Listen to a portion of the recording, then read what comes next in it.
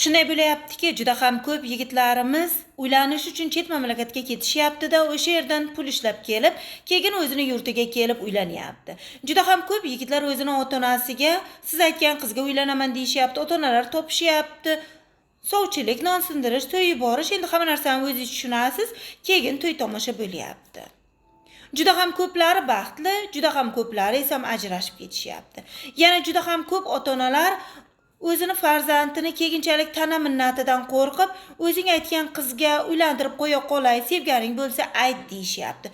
Va ular hech narsaga qo'shilmayapti. To'g'ri, juda ham ko'pchilik nega endi ota-ona o'zini farzandiga yomon qizni ravo ko'rmaydi degan gaplarni gapiramiz. Lekin u qizning ichki dunyosida nima gaplar bor? Uni tashqi ko'rinishida hech kim bilmaydi.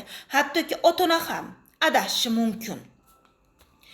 Shunday qilib, bo'ydoq yigitlar, bo'ydoqlik ko'zi bilan kelib xotin oqtaryapsizlar va shu yerda katta xatoga yo'l qo'yapsizlar. Bir oy, bir yildan keyin ajrashyapsizlar. To'g'rimi? Go'yoki siz faraz qiling. Qorningiz och bozorga bordingiz yoki biron bir marketga kirdingiz.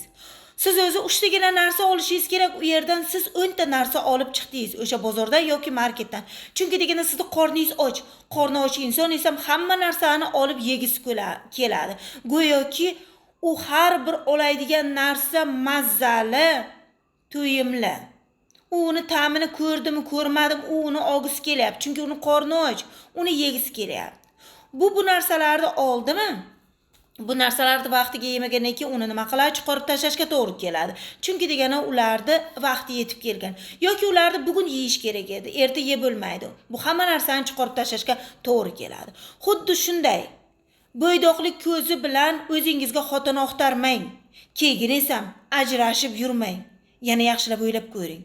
Bozorga och qorinda borilmaydi-ku.